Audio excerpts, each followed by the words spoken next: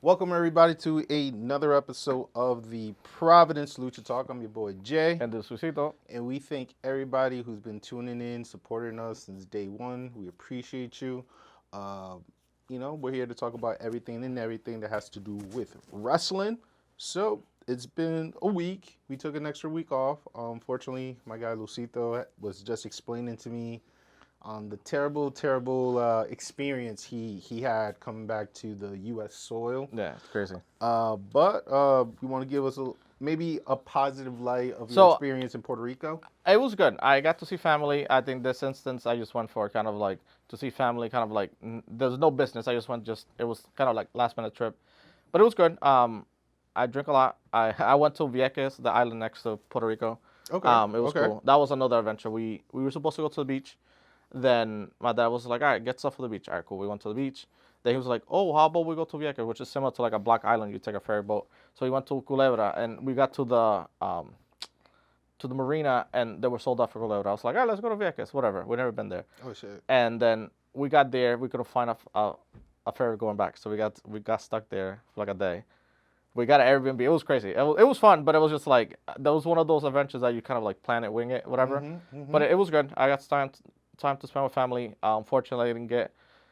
But my family's from, there's no, they don't have internet and they don't have regular cable and stuff. They have like like channel 4, 6, whatever. So it was just The locals, yeah. But so I didn't get my wrestling fix. But when I came back, I was looking at Instagram and stuff, and I was getting my fix through there. But I was just like anytime I go on vacation, I don't have internet. A bunch of shit happens. So we'll cover that today. But it's just crazy. Like, Yeah, for sure. So to make a long story short, I was able to watch AEW live in TD Garden. My friend Lucito unfortunately missed it due to, airline situation. We're not gonna call out no names or anything. It's just, we're just happy he's back. Yeah. At the end of the day, we're just happy. I'm it. So instead of recording that week, I thought it was smart just to let him rest because honestly, poor thing, But AEW, Blood and Guts. Like I said, they're live. I'm slowly posting some of the behind scene that you guys were not able to see throughout the show. My seating was not that bad. Shout out to Big Frank. Shout out to Scribe. They were out there too. Shout out to my friend Liz. Liz also is a follower. She's been supporting us since day one. So we were there. We was hyping, enjoying it. And the cage, man. I'm just gonna go straight to it. The actual main event, the full 45-minute match. Oof. Jesus Christ. If I had 1,000 eyes, I would still not be able to pick up everything that was happening in that cage. Honestly, from my angle point, which if you guys go to our TikTok page, Providence Lucha Talk on TikTok, you'll see, certain things that happen. I should be posting the Wheeler and Nick Jackson situation when they were going up the stage, and the camera was not following that much. But then they show the part when he threw him off the stage. Yeah, I saw that live. I was focusing more on that perspective, the inside, than the inside. Because in the inside, it was just like. The cage is cool. No. Don't get me wrong. It's it's WWE War Games. Yeah, basically. That's all it is. Oh, I think. Yeah. I There you go. Yeah. I don't know. I went to the two. Yeah. You're on point.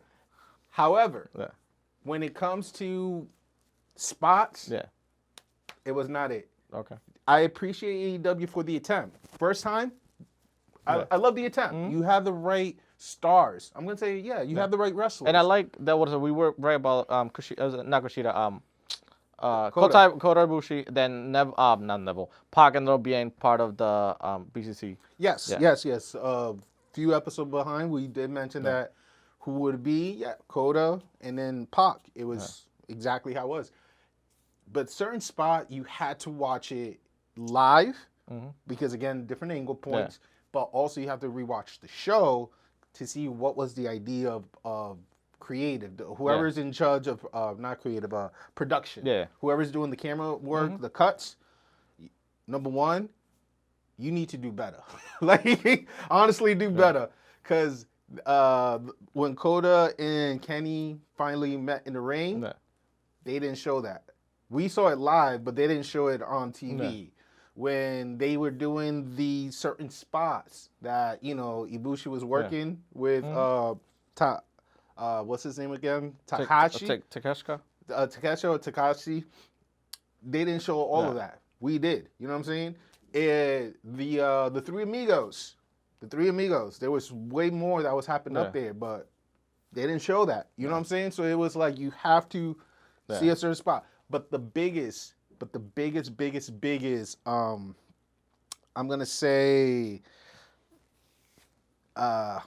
tasteless, undecisive, confusing ending was like, when did Moxley surrender? Okay. When did Moxley surrender, right? Because in my perspective, right, all we see is chaos. And I'm on the side closer to the stage. Yeah. So like the finale was on the second stage. Okay. Right? And I do see Yuta is being choked by chain. And I see Moxley is chained up. And I remember Claudio, I think he was like already beat up. He's on the side because Pac and Homeboy already betrayed them, left them. But I saw the referee ring the bell.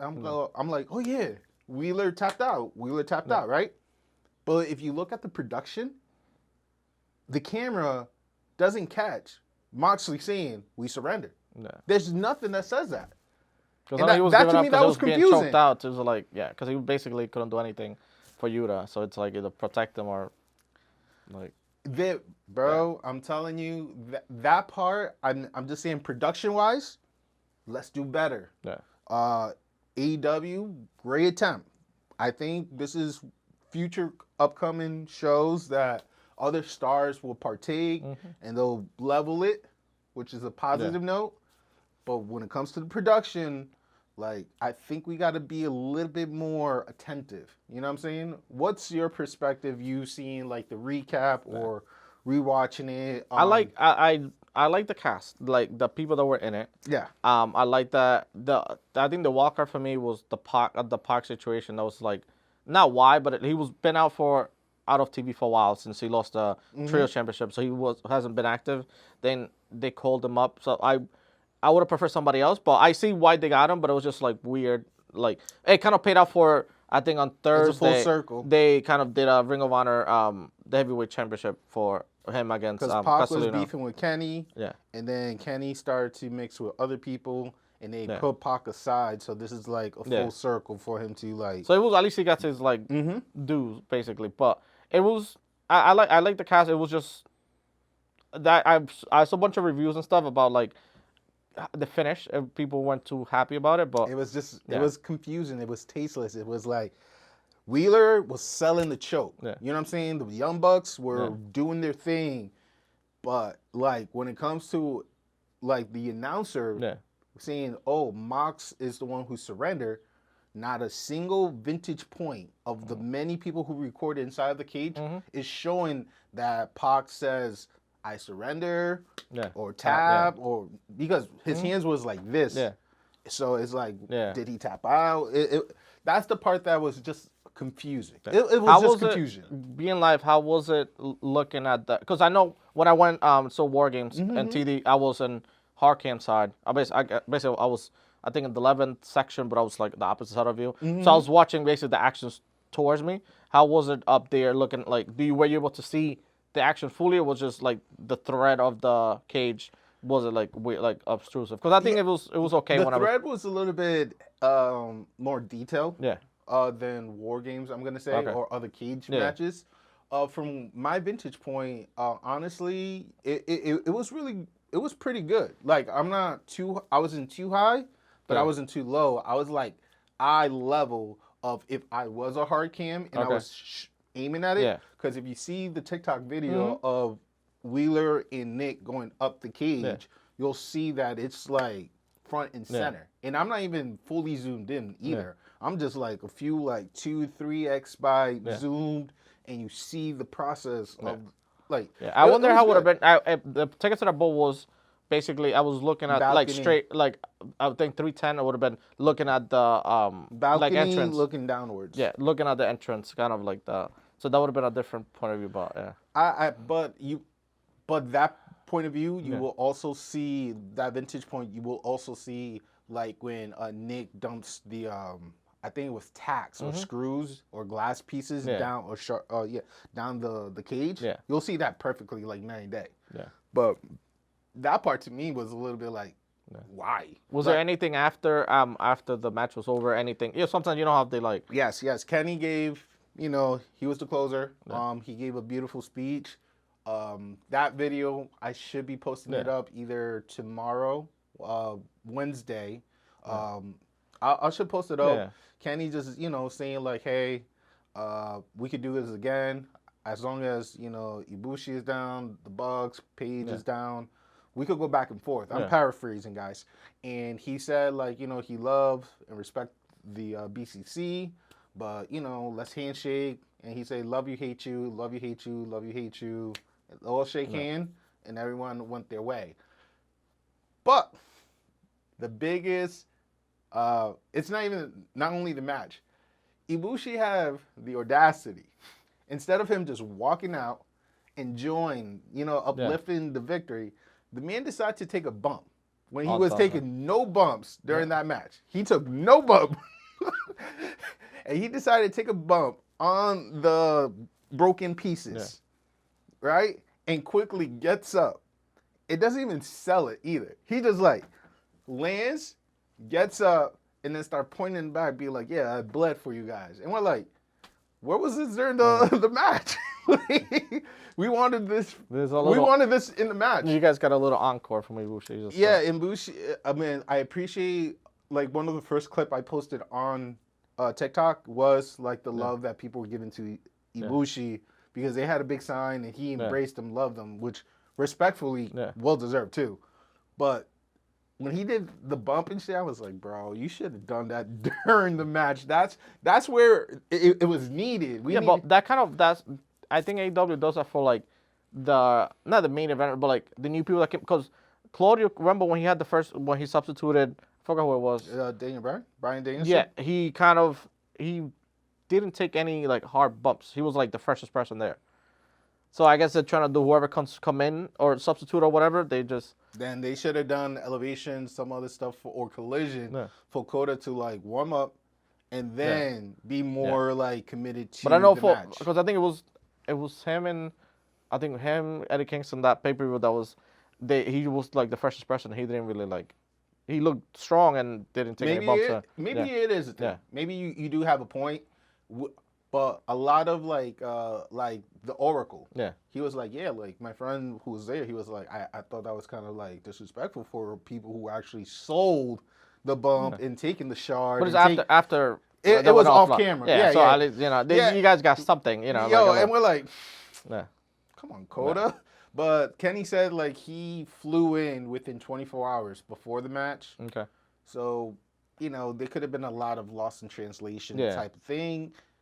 I'm just saying, like, if you're going to do something like that, just sell it. You know what I'm saying? At least just sell the bit. True. And then we laughed when we saw, like, John Moxley coming in, and the first thing he started doing is going for people's head and blood. And we're like, oh, he brought the pizza slicer. Dude, I go on Twitter, and it's like, no, he brought in forks for everybody. I'm like, Moxley... You're truly a wild thing. But I'm like going you like, how, bro? How? So, the other matches too, Rampage was pretty dope. The uniqueness of the 2-ring Royal Rumble, I think it was 20 individual, 10 on each set. Everybody go in. It was something. But again, a lot is going on. Mm-hmm. Hard to focus on which ring is what because there was a point that Matt Hardy. Oh yeah, this is way past, but Rampage already happened. Matt Hardy was already like thrown over. I'm like, who threw him over? Yeah. And then it was like Kyle Nathan, who threw him over. And then there was a weird spot that nobody crossed it over from the ring. From the middle, yeah. Nobody until towards the end. where Nathan decided to jump over, help out Darby, and then go back to the other side to go against Swerve. And I'm like, we could have done this a while ago. Like, where's so that was. I think it sucks. So there was no like if it was 2 separate rings and a gap, so people could go all 4 sides. And basically they were connected. They only could go 3 sides, and it's just like. It was just that part. I wonder if I don't know. That part was confusing. I don't know how it would look because it wouldn't be the same. I wonder if they would have taken the middle ropes out and you had like a bigger ring. You know what I'm saying? I mean, but that's just like you have to tie in. You need 4 corners to tie in the things. But I mean, I thought like when production were like the stage crew was there and they were like working on like the ropes and stuff. I thought too that the ring was going to be more of a rectangle than a box, but they just changed the color, changed but they the also, logo. I've noticed it's something depending who's wrestling, they changed the like how bouncy the ring is. Yeah, the tension and all. Yep, they took care of that. Yeah. Again, a lot was going on. Like my ring was Darby, and he was facing Jericho Appreciation Society. He was facing the 2 Samoans. He was facing Butcher the Blade. Like he was like surviving all of it, and I'm like, okay, Darby's doing whatever. And the other side, they had all the Fly Risker, Commander, Swerve, Nathan, Matt Hardy, Isaac. Isaac was having fun. Big Will was in there, but again, when you go like back and forth, it was just a little bit confusing. That's all I'm gonna say. It was just confusing. A great concept, just need better coordination. You know what I'm saying? Better communication among the guys, because like if you lock up, right? And here's a little secret about wrestling guys, right? When they lock up or re-lock up or they go to the ground and you see them like in a holding position, the Oracle explained to me is that that's where they communicate. And they also buy in time like sometimes to stretch out the match a little bit. Stretch it out, but like commercials and stuff, sometimes they'll do. But the key thing of that whole point is to communicate, wait, like we're losing the crowd, let's do this. Like they work on their spots. So that way when they go back at it and they start doing the flips and shit, they spoke about it at that moment and they deliver it quickly. That's the whole premise of that headlock. But there was not a lot of that. There was only a lot of like pushing, twirling, go through the bottom ring, and it's like, oh, my head. Like our energy after Rampage, Dynamite, it went from like here with the finale, right? And then you had the 2-ring Royal Rumble, so our energy went a little bit down. And then the 3-man match between the Acclaim and Big Ass versus Johnny TV, QT, and Homeboy, they push us up. Yeah, and he also at the end he left his boots behind. Oh no, that was Collision. Oh, okay. That was Collision. That was Saturday. He didn't do that on Friday or Friday show. And then when it came to the TBS Championship, we were already like, it was like 11:45, and we're like, that's the issue with them. That's like they have to. It's tough. Imagine, and they didn't record Ring of Honor because normally when I went to the one in the Ryan Center, they did basically all 3 shows in one. Yeah, and that was a long. I think I probably left like one. I think that was their pay-per-view week too, because that was Death Before Dishonor, and that was like I don't have the result. We didn't do the prediction or pickup, whatever, but that right there was a whole chaos itself. Congrats to Athena. She retained and Claudia retained. Claudia will be Mark Brusco. I think there's new tag team champion for Ring of Honor. There's the Aussie Open. The Aussie Open, with Kyle, and homie. But I think, what is it? And what was it? Jungle Boy got the title. Jungle Boy defeated, his entrance. Okay, his video package, I liked it. I really like his video package. About like him digging, like burying Jungle Boy and just being like Jack Perry. But that song though, that Free Domain song, who pulled that stunt? I'm not sure if it was Dolph Ziggler back in the 2010s, late 2010s, that they walk out to like black screen, no music or somewhat of a music, and they just like, dun, dun, like they just like, I'm here, Yeah. I'm about to do it. I'm like, yo, this is wild. But I like that he went. Now he's heel and like he needed it, and I feel like he'd be a good FTW champion. I don't know how what he'll do with it, but I thought Hook was gonna take it to the grave, Yeah. but unfortunately, Yeah. they have to need new face for the belt.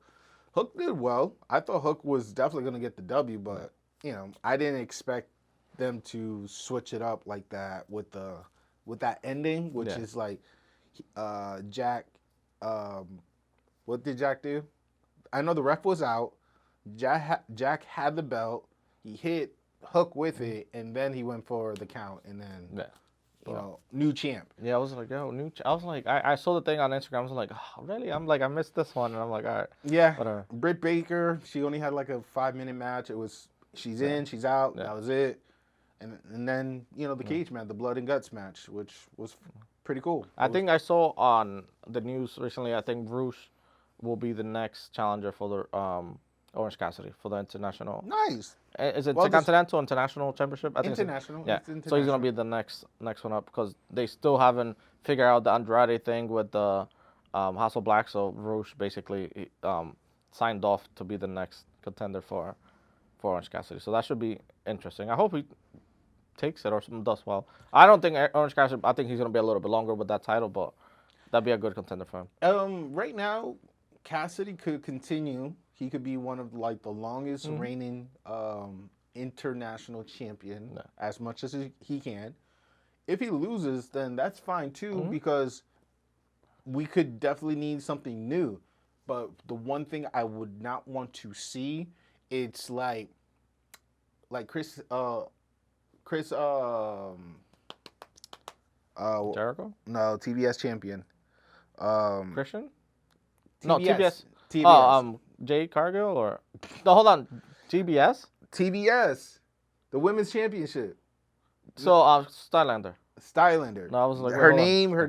Just Chris Stylander. Yeah, Chris Stylander. For some reason, her name didn't just process through my brain. But yeah, like right now, her reign is not popping at all. She's defended it often. She's defended more, yes, but it's not popping. Yeah.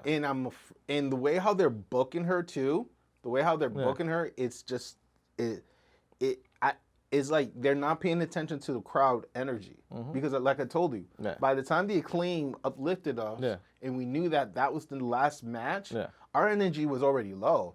Majority of the people have already left.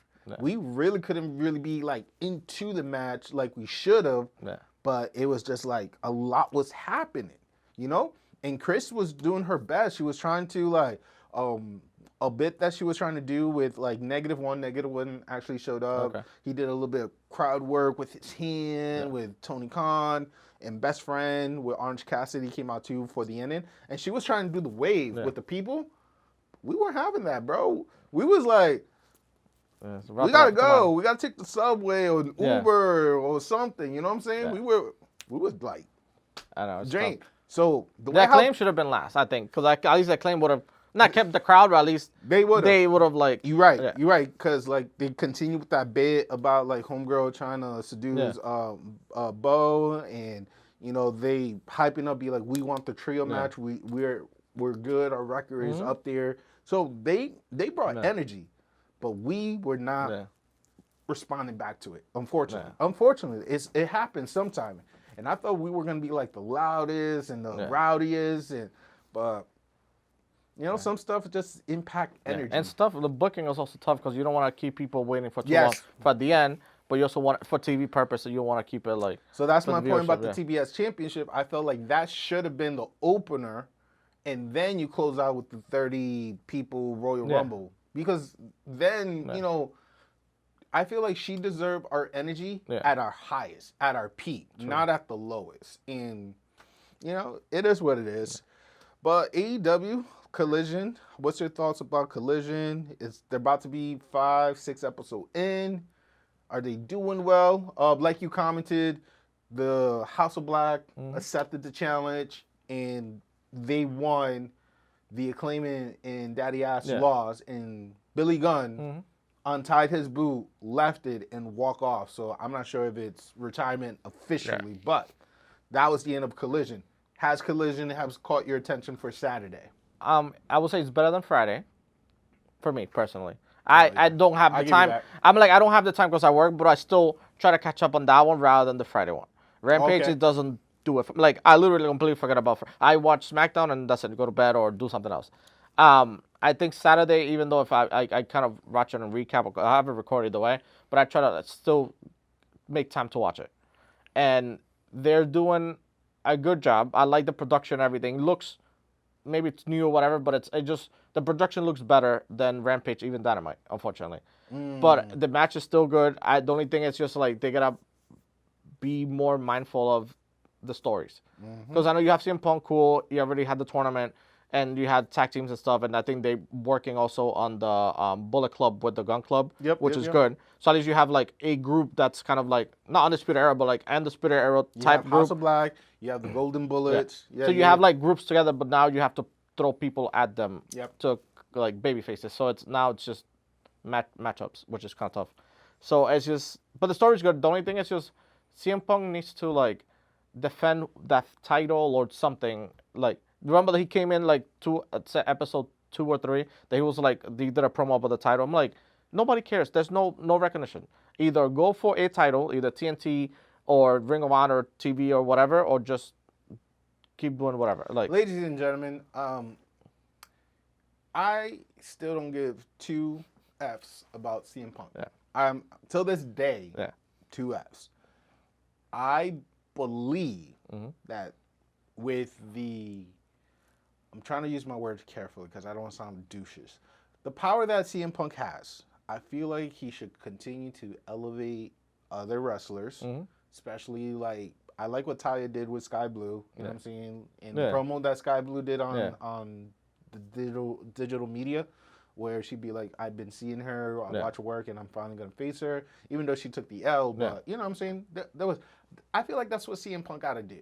CM Punk just got to build Tony Stark, work with Ricky Stark, excuse me, Ricky Stark, build the Bullet Club, build the house, like, you know, just build a story, but championship-wise, not yet.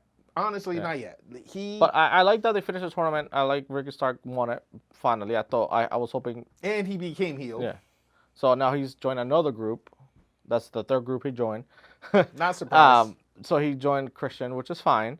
But it's just like, I don't know what's his, like, hype in that group. Like, you know what I'm saying? Like, I don't know what, like, his limitations or whatever, but it's just like, he joined the F2W, great. He was kind of like, but he just got injured, so that was kind of unfortunate for him.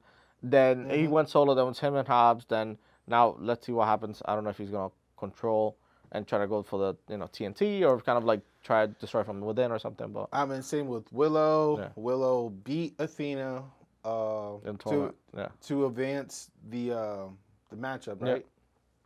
She won the Owen Hart tournament for the but not against Athena though. It was against was it someone else? Ruby. Green hair, Ruby. Yeah. Ruby Soho. Yep. So Willow also won her championship, the female division. Congrats. She lost against Athena for the Ring of Honor championship. So Willow's also in that like little limbo, So she lost a strong style one.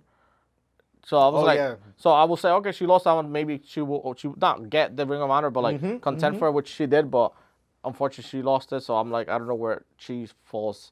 Because she's not ready for the AEW Women's Championship yet. And the TBS, who knows? Because you have Statlander and the Ring of Honor. So it's like, would Athena drop it eventually and then move up to the TBS that she never won? Or go to the, you know what I'm saying? So it's kind of tough for the women's division. Athena is good where she at, but I'm betting that she wants to do more. Yeah. That's what my assumption. Just free balling. I think she wants more. I think she wants to be involved more. I think she wants to do something bigger, better within the company. Yeah. But it's like, how do we get you from point A to point B? And with the championship belt, I mean, she could be a belt collector. True. I see like beating Tony Storm, beating the current champion Chris Statlander. You know, it makes sense. But is that the move? Do they trust her with being the belt collector within the companies? Like, I feel like Ring of Honor, Ring of Honor and AEW, I think they should take a little piece from WWE and a little piece from um, TNA. okay, So, the TNA, the X Division champion is Leo Rush. yes, he So is. when you win the X Division champion, you kind of have like a Money in the Bank or the X. So you could still be the X Division champion, or you could cash in your title for a championship. So basically, you will cash in your mid card title for the main event. So they should do something like that for AEW. So at least she could be like, I'm giving up my Ring of Honor title for an opportunity for one of the other two, and that kind of like empties out Ring of Honor and allows other people to like fight for it. Because she really went through everybody from Ring of Honor, the entire roster. So there's really nothing for her to, unless they bring people from Japan or whatever, or Forbidden Door, or whatever, or All Out. But it's just like she already did everything she needed to do and became like a staple for Ring of Honor. I feel like now it's her time to kind of like, now I'm saying she needed to, for me, not prove herself to me in the main roster, but like when she faced Jade, she just got stuck. Jade's out. That was a limbo. So it's like Jade's out, and now she's the Ring of Honor champion. So it's like she did everything now. So now it's for you to like try the regular AEW championship or TBS. I feel like kind of forfeit it and then go like she gets like a fast pass for it. Honestly, it would not be a bad idea if once Tony Storm finished working with her current opponent, if she has one, it would not be a bad idea if all women's just like do like all for one belt. You know what I'm saying? And they become the belt collector instantly, right on the spot. Like, it would not be a bad idea, especially with the current champions that we have. It could be sold, and I would trust more Athena to be the belt collector than anybody else. Or unless if, Willow finally is allowed to get those winning streak and then start taking belts from people. That would be dope. Between Willow or Athena, that's the person I believe to be more of the Grand Slam champion of AEW and Ring of Honor than anybody else. I mean, like, Tony, to me, she's not as popping as she was when she first came in. Britt, I know she's working her way back to be championship contendership. Rojo, barely ever seen her. Nala... not Paige, but Saraya is not doing anything. Saraya working on the logistic for the UK. Nyla Rose, I only saw her instantly when she introduced Maria Shafir, who was the opponent. Yeah, how was that?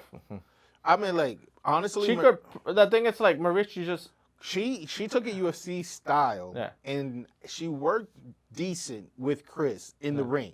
Again, the energy of us feeding, it was just low. Yeah. But she was doing her thing. I'm not going to discredit her. And the ring, she's great. She's improved. Don't put a mic on in front of her. Right. Like, it's like in the WWE side, you don't give the mic to Ricochet, because Ricochet is not a talker. He's getting better, but it's more personal. It's not like scripted. Yeah, like he's not the best talker, but you rather see him work his magic in the ring than him work the mic. You know what I'm saying? No pun intended, but I'm just saying.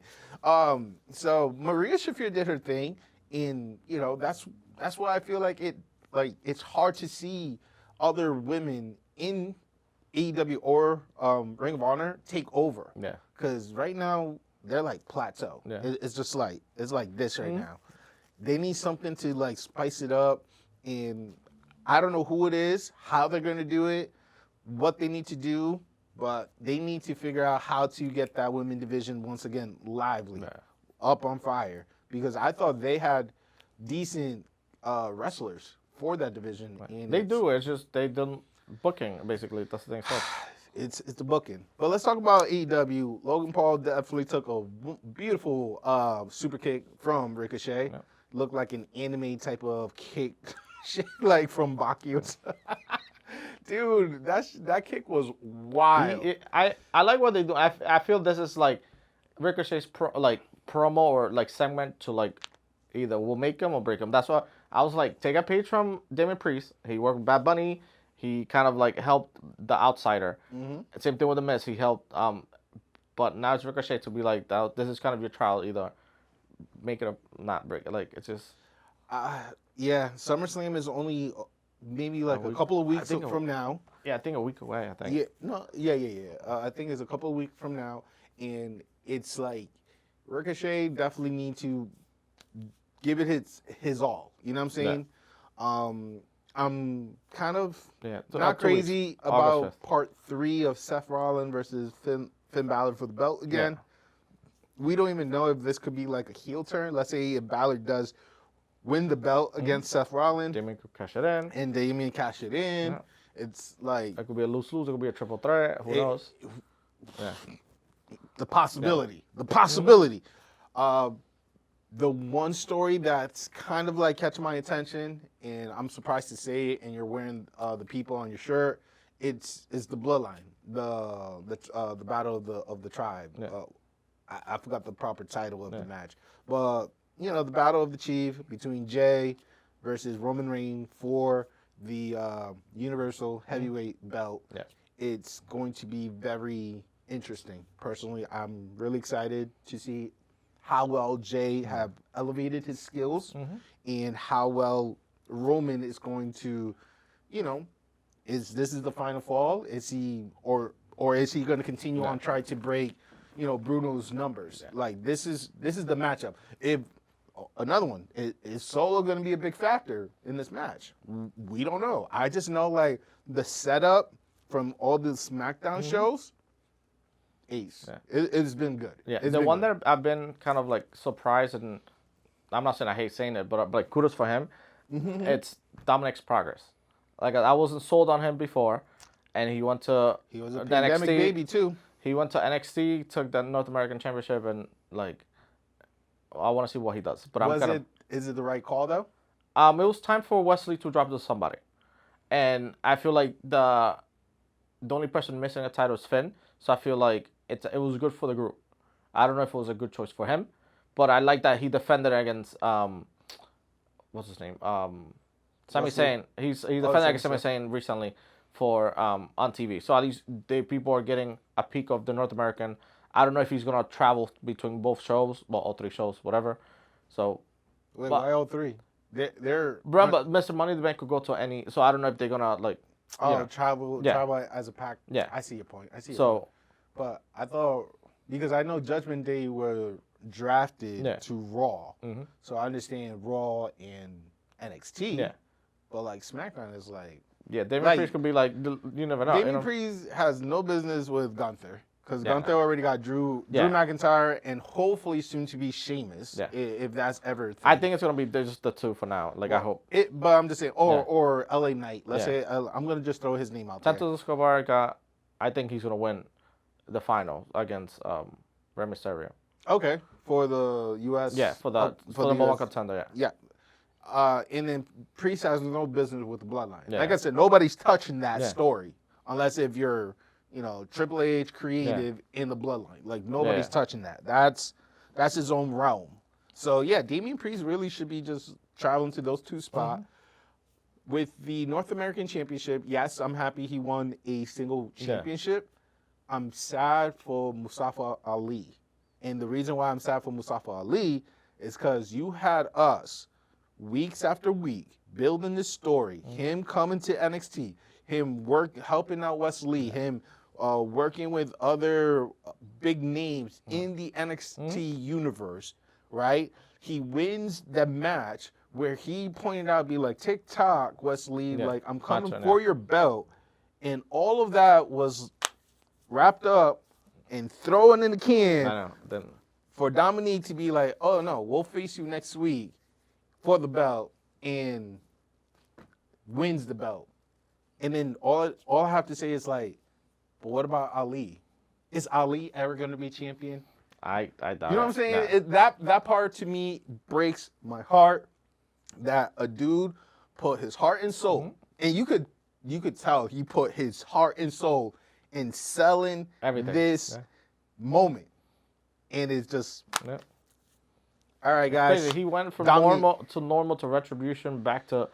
Yeah, it's crazy. Like, it's been a roller coaster ride, and like I said, no shade to Dominique. I thought, I believe, I thought, I'm trying to get my wording right, that Wesley and Mustafa Ali would have their big match for the belt, because I feel like the belt should be involved, and then get Dominique involved. That's how I was seeing it. The only way that he could save himself, it's like if they got no more contenders, so like Wesley against him, whoever wins that goes against.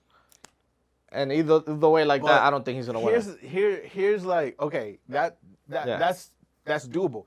But what if my guy Ali and Wesley give us one of the best match under 205? You know what I'm saying? Yeah. Killing it for like 15, 20 minutes. And all it is for is a number one contendership? Yo. And you know that Dominic is gonna be like, Dominic's gonna win it, like, by crook or hook, like either way. Like that kind of frustrates me, because you've been rooting for the underdog, which is Mustafa Ali. And all of that is for what? Nothing. For nothing. That sucks. Yeah. That truly, truly sucks. But that's how the company works. They trigger with your emotion. They try to... And basically, they're trying to push Judgment Day, and they're doing a good job so far. Like, they basically, Monday was like Judgment Day altogether, I think. My brother, honestly, straight up, there's nothing more for Judgment Day besides the result of the Money in the Bank. Yeah. Everything else, they're in autopilot. Yeah. New Day, they're in that New Day vibe, basically, where they only have to do is show up, do a little promo here and there, sell the bit, next show. You know what I'm saying? They don't have to do much. Rhea does not have to defend the title all the time. If she wants to, thumbs up. And like, I think she might. I like that she kind of like went against Liv Morgan and got all the pictures. So now you could have her against Raquel eventually. You know what I'm saying? So it's like they're both free because they lost against the tag team titles. But again, they're in that autopilot mode. You know what I'm saying? All they got to do is just cruise, make sure people hates them, feed that energy, send it back, deliver the package, out the door. You're in new... Like, so now the shirts that they have, the accessories that they're selling... The only thing, not issue, but the only issue is now WWE has to build a team to take them out. That's the only issue. Because that's what happened with the Shield. That's what happened, like, with the Hurt Business, like, the 30, the Bloodline, like, sort of. But they kind of destroy from within. But but it's like, you need to now start making story to, like, kind of somehow break them apart, or, like... Well, the only breaking apart or future buildup that everybody's hyping up on our Facebook and social media is that, you know, the conversation that Bobby Lashley had with the Street Profit, and then there was a conversation with Carmelo and Trix, and everybody, the Hurt Business 2.0, da-da-da. That would be good. And I'm like, if it happened, it happened. Even if it doesn't, cool. Yeah. All I just need them to do is just sell it. Just sell it to us, and we'll eat it up like cupcake. You know what I'm saying? Like, again, we don't know what's going to happen, but hopefully after SummerSlam, I feel like they're going to be a reset. You know what I'm saying? And then they're going to, by Payback, I think that's the name of the next pay-per-view. Payback, we're going to see something different, a whole new vibe, a whole new But I would like to see Santos Escobar with the U.S. title, and even him being kind of the babyface.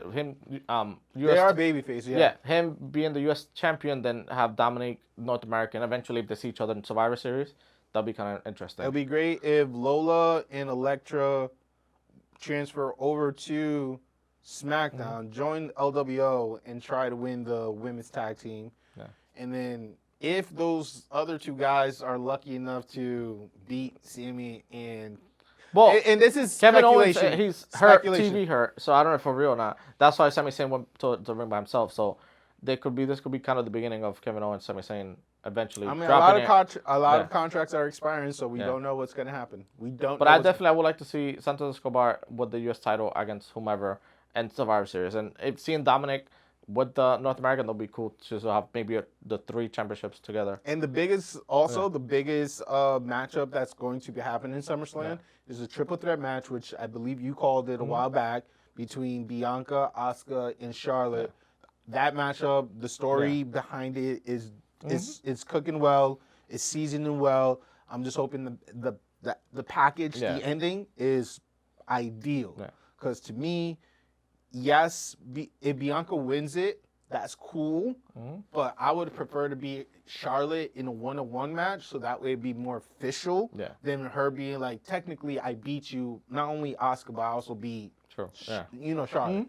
And then Io could surprise us. Because if Io surprised me on SummerSlam by cashing in, that's another round of applause. Even though she took that L from Charlotte on that previous SmackDown show, like, she could get her vengeance by cashing in on whoever wins the belt. You know what I'm saying, guys? So, ladies and germs, we are at the finale of the show. Lucito, any matchup, events, anything that you could remember at this moment that people should be attentive to? I would just keep an eye on Friday for the number 1 contender for the U.S. title. That's going to be a good one. It's going to be Rey Mysterio against Santos Escobar, which is going to be kind of like a Lucha Libre classic. It's going to be good. And who's going to be your pick? It's going to be Santos Escobar. Okay. Ray, give it a hell of a shot. Hopefully you get your opportunity, but if not, Santos Escobar. I won't be mad at that. I won't be mad at that. Jobber Slam 3 is happening in Brooklyn, New York. Tickets is still on sale. $30 for the general admission. $40 for the front row seat. I don't have the card. I do apologize. I'm hoping to be able to make it. Right now I'm having a car issue, but we'll see what happens by Saturday. So please be sure to follow us on all of our social media. We are on the Facebook, Instagram, YouTube, TikTok, Twitter or X, whatever the name of it. And another change again. Another change. Providence Lucha Talk in our social media, as well as your favorite podcast media app. Give us the 5-star if you're on Apple. In Android, give us the thumbs up. We appreciate you. Thank you so much for sticking around. With that being said, I'm Jay. Yes, Lucito. We say good night. Peace. See ya. Bye.